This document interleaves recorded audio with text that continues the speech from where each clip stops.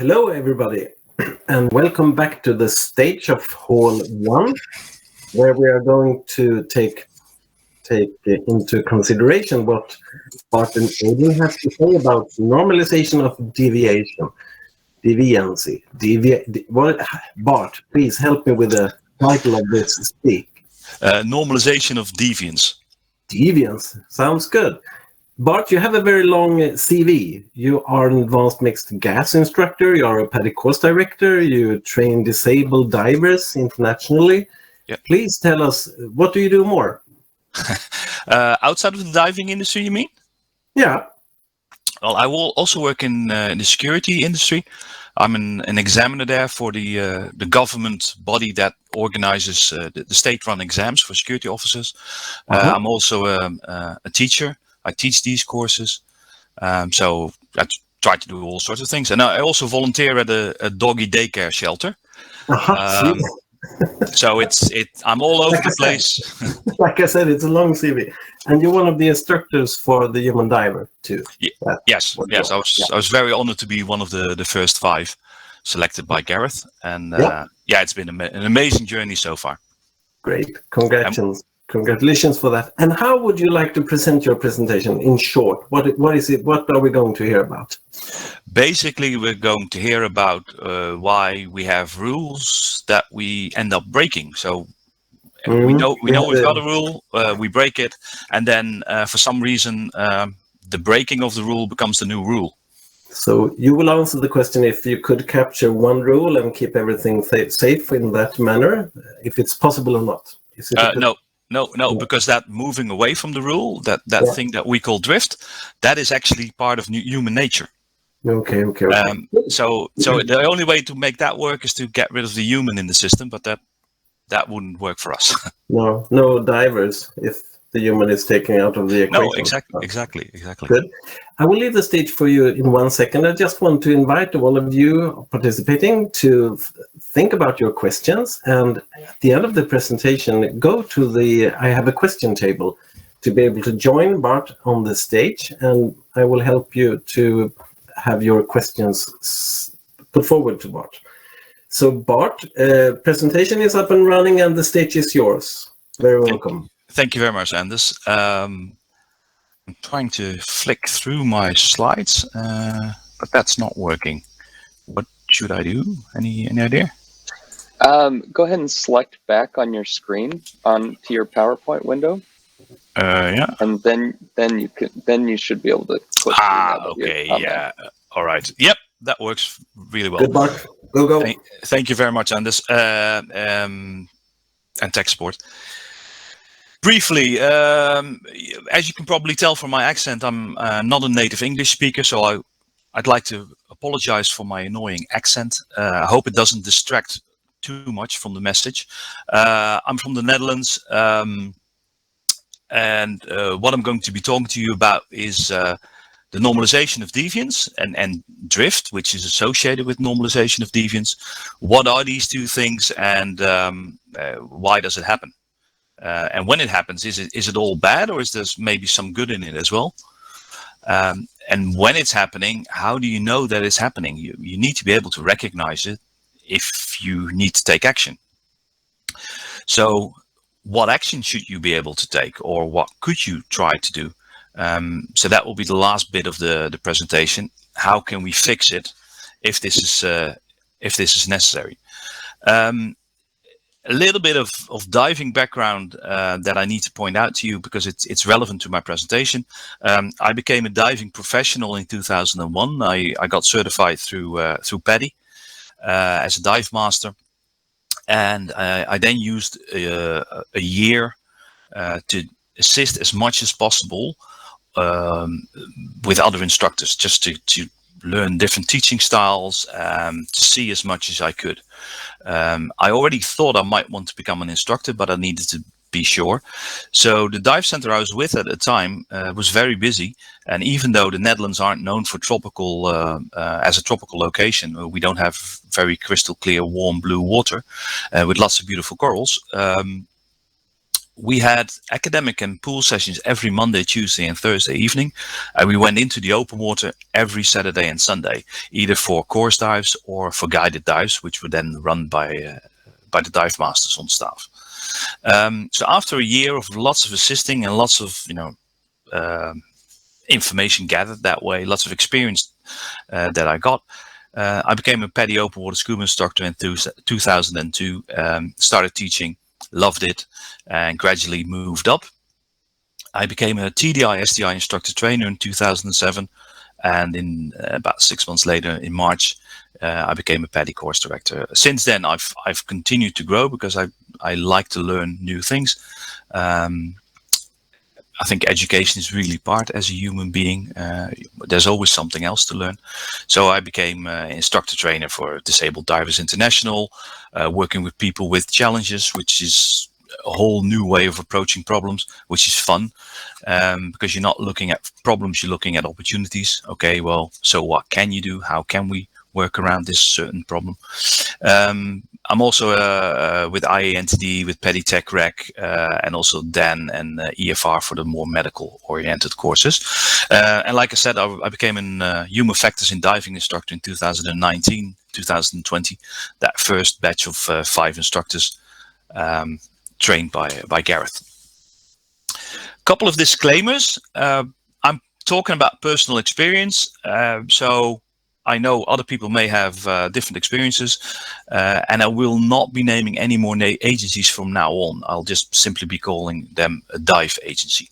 Reason for that is a bit cowardly, I have to admit. A lot of these agencies have certain clauses in their membership agreements, and those clauses could mean expulsion from the agency for me or the other people who shared their stories with me. And I don't want to get anyone in trouble.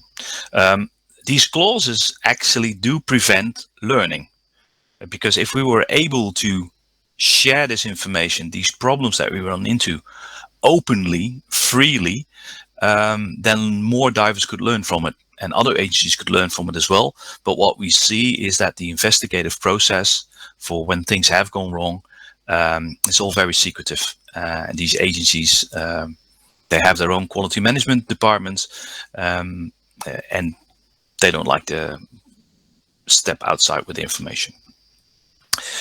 I'm also aware that I have a very diverse audience today. We've got some lots of recreational divers. I'm very happy with that. That's good that we're getting the message across that this is for every diver, not just technical divers. Of course, we've got very experienced technical diving instructor trainers, instructor trainer directors, what have you. We've got people from commercial diving. We've got people from aviation, all over the place. But to make sure that this message comes across and that it's accessible to everyone, my examples will be very simple as well. So I'm not focusing on technical diving at all. Now, normalization of deviance and drift. What is it? Well, first off, we have rules. And then what happens is we choose not to follow the rule or to obey it. And this can be a conscious thing that we're actually deliberating, well, should we or should we not? Or it could be a subconscious thing where we're just basically going with the flow. We're looking at what's happening around us. And even though somewhere in the back of our mind, we know that the rule is different, everyone else seems to be doing something else, and let's just follow them. And what happens over time is that not following the original rule actually becomes the new normal. Now, the term normalization of deviance was officially coined by Diane Vaughan. She's an American sociologist and a professor at Columbia University. And she wrote a book after the Challenger space shuttle disaster. The book's called The Challenger Launch Decision, Risky Technology, Culture and Deviance at NASA. And she wrote this book in 1996. Now, in it, she describes how an acceptance of deviance from accepted safety procedures in time led to the tragedy of the Challenger space shuttle on January 28, 1986. Now, for those who don't remember, other than that date being the day that my grandmother died, which I'm sure no one else remembers, On January 28, 1986, Space Shuttle Challenger was launched into orbit. Well, was supposed to go into orbit, but only 73 seconds after the launch, a solid rocket motor broke apart, and this caused the space shuttle to explode in mid-air. None of the astronauts survived. Now, this subsequent investigation showed that over time, a practice had evolved of accepting anomalous O-rings in certain components. Now, even though those O-rings were out of specifications as requested by the engineers of NASA, and this posed a risk, they went ahead with the launch anyway, because they'd done this before on many occasions on previous missions, and nothing bad had happened. So they knew they had to have a certain specification O-ring. They didn't have it. They launched previously, nothing bad happened. So having this deviation of the norm became the new norm, and that was new normal. You'd think that an agency as big as NASA, with all that money behind it as well, and all these intelligent people working there, you think they'd learn from that mistake, but unfortunately it took another disaster for them to actually change, to make changes. In 2003, NASA had another catastrophic accident with a space shuttle. This time it was the Space Shuttle Columbia that disintegrated over Texas on re-entry. What had happened was heat shields had become dislodged during takeoff when insulation foam broke off an external fuel tank. And this was a known problem, but it was not seen as particularly serious because on the previous 22 years of operation, this hadn't caused an accident yet. So the damaged heat shields had become accepted. But again, all crew members died. Closely associated with this normalization of deviance is something that we call drift. And drift is normal human behavior. Professor René Almer-Barty wrote an article a couple of years ago. It's called The Paradoxes of Almost Totally Safe Transportation Systems. Actually, a couple of years, 20 years ago. And in it, he explains that we humans have a natural tendency to move towards risky behaviors because of pressures we face. Now, these pressures could be anything, money, time, manpower, workload. What happens is we have a rule in place, but we might see a way around that rule, a way of stretching it maybe, so we can get better or faster results. And if we're then not faced with negative consequences of this choice, we might do it again and again. What's happened now is that we've drifted towards a new boundary for our behavior, or a new limit, if you like. And if we now have a negative experience, we may get a rude awakening, and we may revert back to accepting the original limitation or rule. And then over time, we might move the limit again several times. And then when we actually have a big incident or an accident, everyone's surprised at how far we've drifted from the original limit. But what we forget is that we didn't drift all this way into unsafety in one go. It took several readjustments, if you like, to get from the original limit to the point where we didn't have enough safety left to avert the risk and the accident or the incident.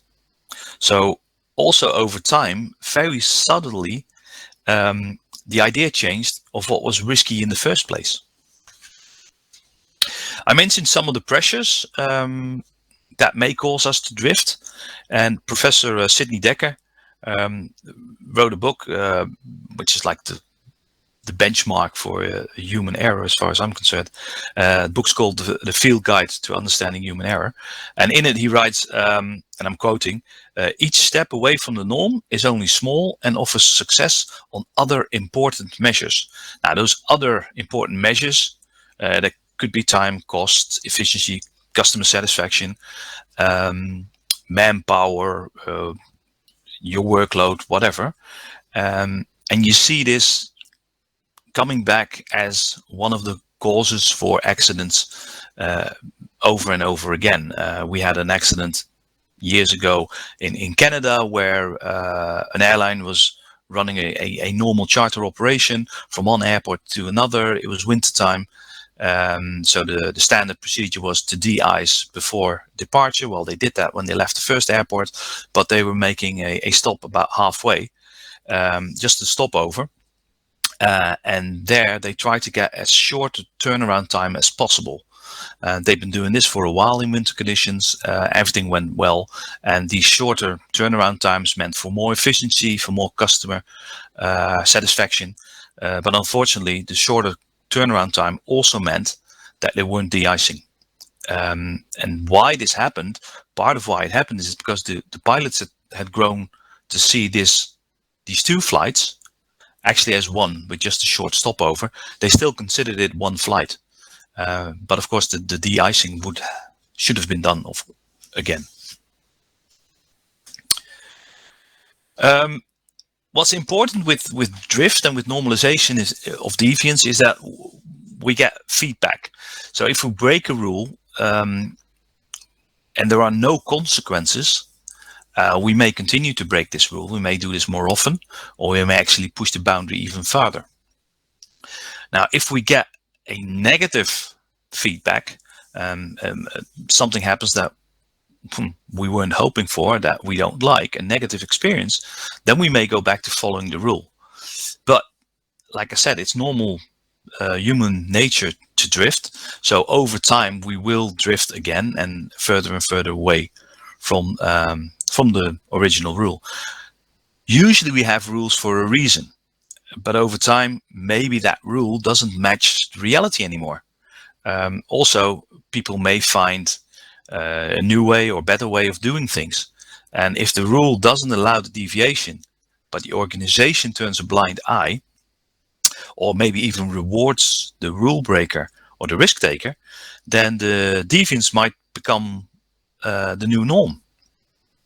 So as long as this deviation is a conscious thing, is deliberate and well thought through, we may actually be speaking of innovation, and then it's a good thing. And Robin Kirkpatrick, just the speaker before me, just spoke about this as well, about drift and normalization of deviance. So why do people break the rules then? We've said already that drift is normal behavior. It can actually be a good thing as well, but then we usually call it innovation. I'd like to take you to I'd like to share an example with you, something I'm sure we're all familiar with. Let's look at driving.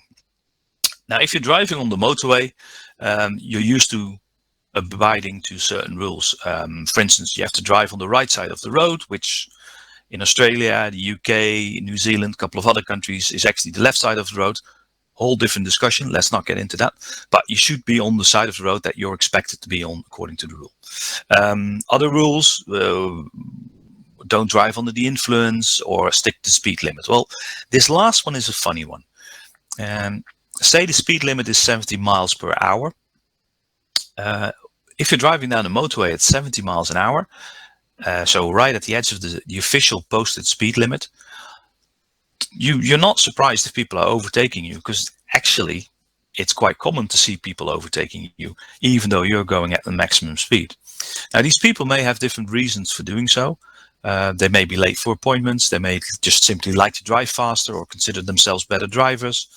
And others may take into account the fact that the speed cameras that the police use maybe don't even kick in until you hit 80 miles per hour. So basically there's a 10 mile per hour margin for you that you can go faster and you don't get a speeding ticket. Can be all sorts of reasons. Now, as long as nothing bad happens to you when you're going faster than 70 miles per hour, you may be inclined to do so more often. And as you see more and more people speeding even more than you do, maybe even faster than 80 miles per hour, then that 80 miles per hour maybe starts to feel like the new norm.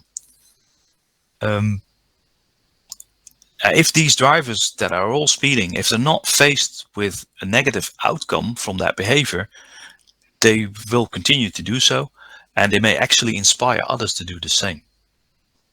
Now, what we're forgetting is that this speed limit was put in place for safety reasons, at least we hope. Considerable thought was put into determining what the optimum speed was for that stretch of road, while still having an acceptable risk If people are not aware of the rationale behind why you have a certain limit, then maybe they don't have all the necessary equipment to make an informed decision. And in that case, drift and normalization of deviance is definitely a bad thing. Scott Snook wrote a book about the accidental shoot down of US Black Hawks over northern Iraq. And in it, he writes, and I'm quoting again, when the rules don't match, pragmatic individuals adjust their behavior accordingly. They act in ways that better align with their perceptions of current demands. In short, they break the rules. Every day that goes without an unintended event then reinforces this steadily growing false sense of confidence that everything is all right. And that's something called outcome bias. Just because nothing bad happened doesn't mean that you were right. You might have been lucky, but luck might run out one day. So if something bad had happened, you probably would have thought very differently about the choices people made.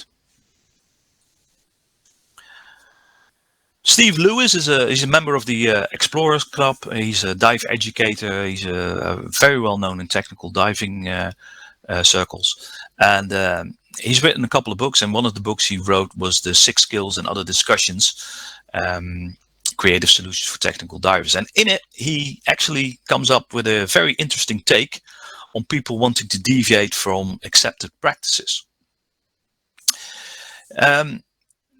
He suggests that whenever you want to break from traditional practices, you do this. You get a piece of paper, you divide it into 2 columns. At the top, on the left hand, you write what people usually do, so the accepted safe diving practices. And on the right side, you write what I'm going to do instead. And then in the appropriate column, you complete a brief explanation of each behavior in clear, concise language. And then you sign and date it, and you give it to someone you love, and then tell them to hand it over to whoever it is that leads the inquiry should something bad happen to you. So that it would look something like this. On the left-hand side, well, safe practice is to plan a dive. You want to make sure you don't run out of air, you don't get into deco if that isn't part of the plan. And what people might do instead is just put a dive computer on the wrist and jump in, because what could possibly go wrong? So how do we recognize this from happening? Because if it happens, and it's a bad form of drifting, it's not innovation, then you want to stop it as quickly as you can, until before something really bad happens. What we need to realize is that this normalization of deviance and drift, they happen at different levels. The individual level, the individual just may decide to go for a dive by himself, not plan anything, and maybe start with like half a tank full instead of a full cylinder, and no other forms of redundancy. But it could also happen in a group or in a team. You may have heard from something called groupthink, where people just all start to think the same way, and no one's critical or discerning about what's going on. And it could happen in organizational level as well, and we heard about that this morning. I'll also have an example from the diving industry about organizational normalization of deviance. Diane Vaughan said that the best solution for normalization of deviance, or to stop it, or to address it, is to be clear about standards, and to reward whistleblowers. So don't punish them, reward them, and create a culture that's team-based, and in such a way that each person in that team would feel like they're letting their colleagues down if they were to break the rules. Finally, the importance of a top-down approach to safety. If the employees see the executives breaking the rules, they'll feel that that's normal in the company's culture. And normalization of deviance is something that's easier to prevent than to correct. So make sure you set the right example. When the organization turns a blind eye, or prevents rule break or encourages rule breaking, then you might get accidents like the Costa Concordia. In January of 2012, the Italian cruise ship Costa Concordia ran aground. She capsized and she sank in shallow waters. The ship had struck an underwater rock near Giglio Island in Italy, and as a result, 32 people died, plus one commercial diver during the salvage operation. Now, according to the official procedures, accepted safe business practices, this ship should never have been this close to the island. But many times before, this ship and other ships had come this close to the island to give the passengers a very good view and to impress the tourists on land. So again, it's customer satisfaction. It's a bit of marketing for people on land. Wow, this ship is immense. It's enormous. It's impressive. I want to be on there.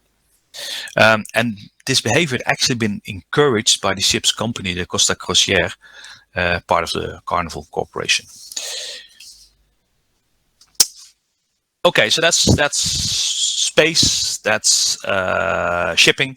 What about diving? Because we're here for human factors in diving conference. Well, I've got a nice example for you, so bear with me. I've got an example of normalization of deviance in the diving industry and how the agency actually dealt with it in the end. Peter, not his real name, he became a dive professional with a dive agency, and he was first level dive professional. So right after a rescue diver level, what these first level dive professionals are allowed to do is to assist instructors on courses. But they're not allowed to teach courses themselves, not even introductory programs or the so-called tri-dives.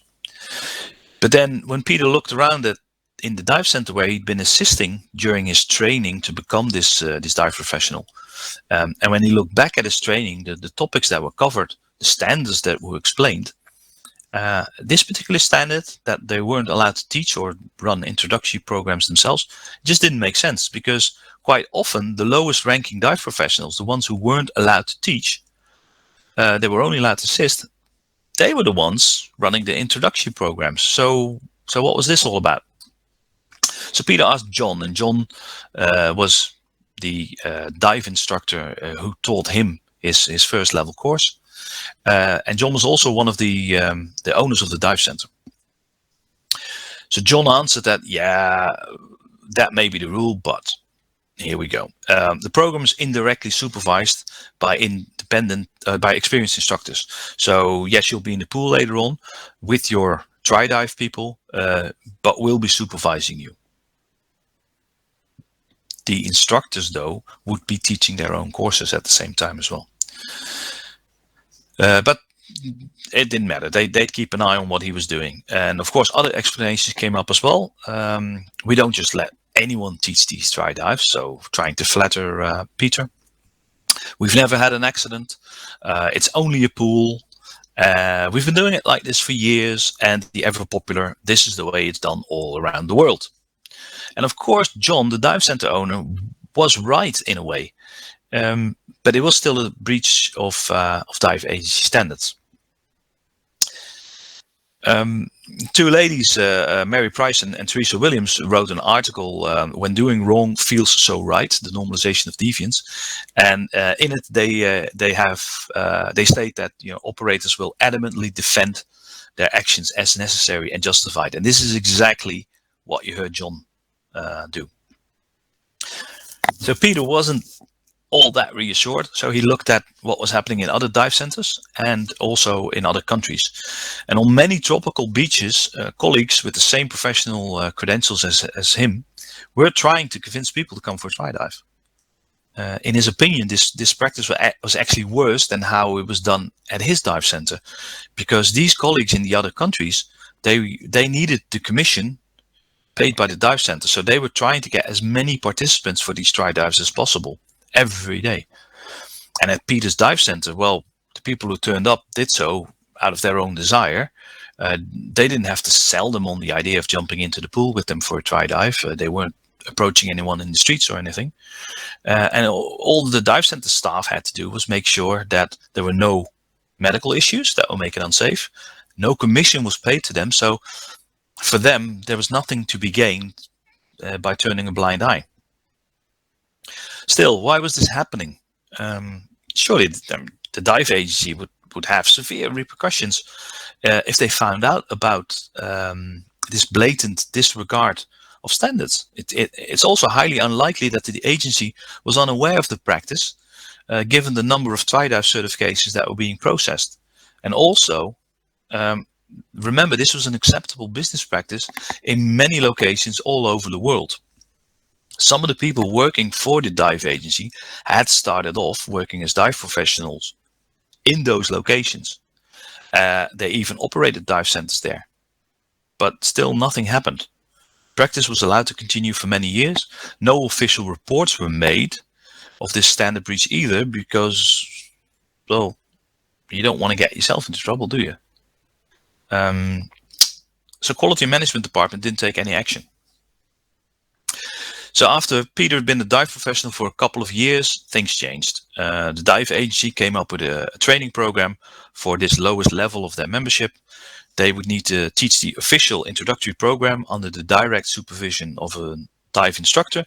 And after a couple of times with favorable evaluations, they could then apply for a special membership rating. And with that rating, they will be allowed to run the intro program independently. So we see that the deviation had actually become a new norm. And then that norm had been incorporated into the dive agency standards. So it meant that the dive professionals were now covered by the dive agency standards again. So why did this agency actually change its standards? Well, the positive approach would be that they wanted their membership to be properly educated and evaluated before those members would teach introductory divers. It would be all about risk management. Dive safety would be the primary concern. However, a slightly less positive, but still highly realistic approach would be that the reason for introducing this special membership would be to protect the dive agency from liability claims in the future, and also to make sure that insurance premiums wouldn't go up too much. Having this special membership rating assured that the revenue stream from the introductory program, and don't forget, if you do them right, try dives may lead to people signing up for open water diver courses and so on. So this revenue stream would continue, and the dive agencies, the dive centers all around the world would stay with the agency. Also, the member applying for this special membership rating would have to pay another application fee to the agency, so even more revenue for the dive agency.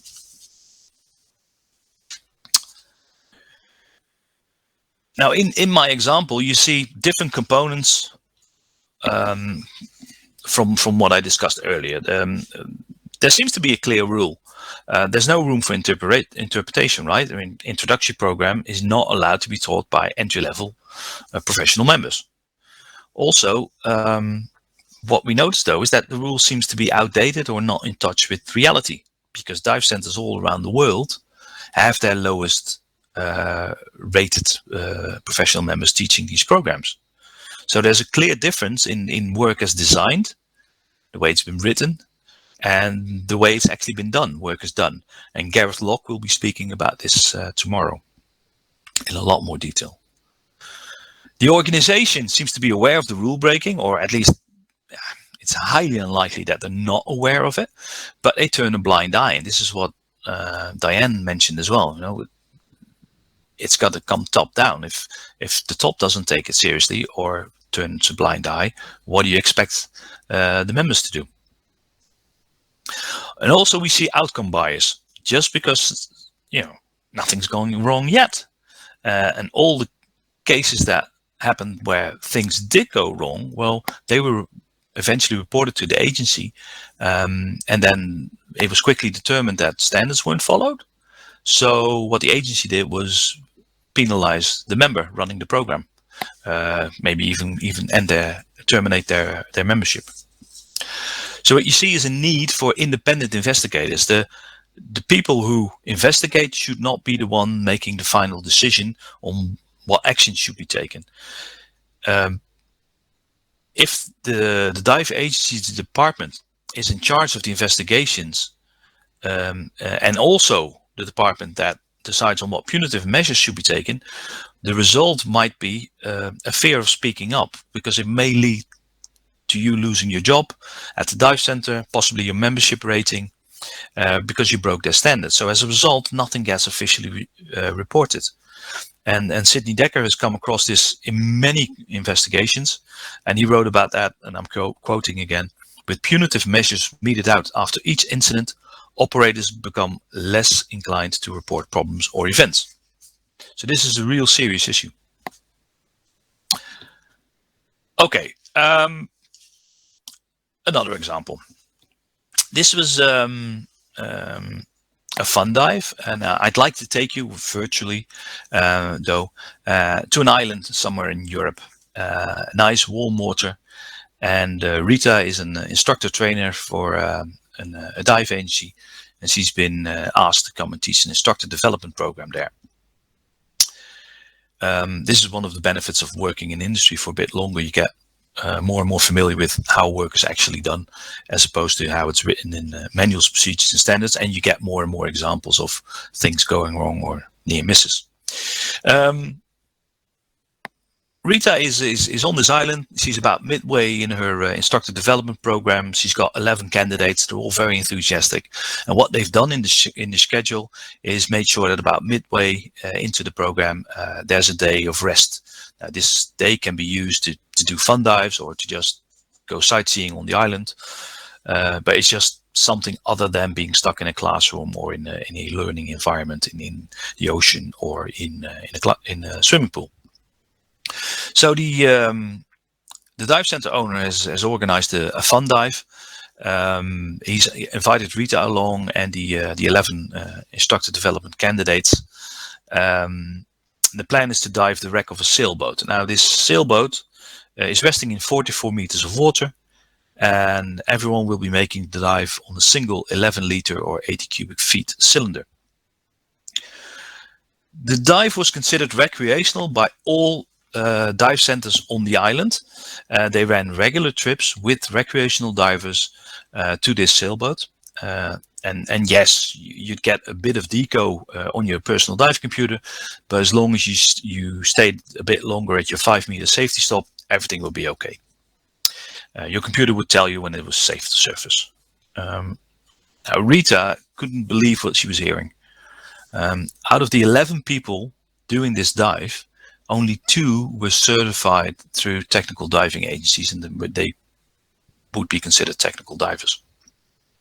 And these 2, yes, they went for this dive with the 9 recreational divers then, but they insisted on taking extra stages for themselves, extra regulators, in other words, redundancy, and they also planned their dive as a technical dive. The other 9, however, didn't. So Rita declined the invitation after carefully pointing out what the problems in the plan were, but none of the instructor candidates nor the dive center owner saw any issues there. They didn't see the problem. So the day after the dive, everyone's back in the classroom, and Rita asks her instructor candidates how the dive went, and they said, "Oh no, everything will be fine." But then she started to probe a bit more, and she heard that one of the divers had actually run out of air at the bottom. But it had been okay because she'd been able to make it to the safety stop on her body's alternative air source, and there she switched to a drop tank. Now, for those of you who don't know what a drop tank is, it's usually an 80 cubic feet, 11-liter cylinder that's dropped off the back of the boat on line. It floats there in about 6 meters, 5 meters of water. It's a full tank. It's got a regulator on it. So if you are in a safety stop and you can't finish it because you're running low on air, then the idea is you can just switch to this tank, open the valve, start breathing from that, so you can complete your safety stop. So Rita opened up the decompression software on her computer, and She showed the group how the dive should have been planned, according to what the larger part of the technical diving community thinks. And she also showed how quickly a full 11-liter 80 cubic feet cylinder drains at that depth. And in case you're wondering, think 1 to 2 minutes. And of course, this sort of problem, a catastrophic failure, doesn't happen at the start of the dive with a full tank. It's always somewhere during the dive, or maybe even towards the end. So you may not even have a minute before you actually run out of air. Bart, I'm very sorry to interrupt you, but I need to make sure that you are aware that time is running out. Yeah. Thank you. Because I haven't seen your presentation, that's why I asked the question. No we problem. Have time for questions too. Good. I've got 2 more slides. Good. Almost there. So big problems. How do we fix it? How do we address this? Well, one of the things you need is you need people to feel that it's safe for them to speak up. So you need something called psychological safety, a just culture. Diane Chadwick-Jones spoke about this this morning. Tomorrow, Dave Conlon will be talking about it. Also, we need to set the right example. And we need to remember that normalization of deviance happens everywhere at all levels, the individual, the group, but also organizational level. So you have to be aware for it everywhere. And that means that you have to have safety nets in place. You have to have procedures that can cope with the additional risks. Also, the standards need to be clear and understood, and you need to check yourself and others. So Mike Mason just spoke about it as well during his presentation about how to be a better dive master and use human factors. Whenever you're about to do something that's not easily reversed, think about why you're doing it and how you're doing it, because maybe it may not be the smart way to do it, the way you've planned this. And also, we need to reward the whistleblowers, and we have to encourage opposing views. That's it for me. Are there any questions? We'll check for that, Bart. Thank you. And I'm so sorry. You're welcome. No, it's okay. To interrupt you like that abruptly. Please go to the I have a question table and we will invite you to the stage. I really followed your presentation with a big interest because I can imagine the situations you are talking about. I have experience of them on my own, and especially when you are without customers or without students, what you can feel is a kind of freedom to bend some rules because you are not watched by the ones that you have to be a role model towards, but then you really make something not so good with your own role model with the heart that you have in diving. So it was very interesting presentation. Do you think that do you have, I mean, your examples is how agencies do or do not address problems like this? Are there any other direct ways of making adjustments or getting the help to get back on track that you can point out or see? Well, do you mean for yourself in your own group of divers? No, for the diving industry, to be honest. Yeah, well, what the diving industry could do, the agencies themselves, is they could maybe create workshop sessions with their membership, ask them to come and say, look, let's just look at this course. We're going to be teaching this. This is what we wrote down.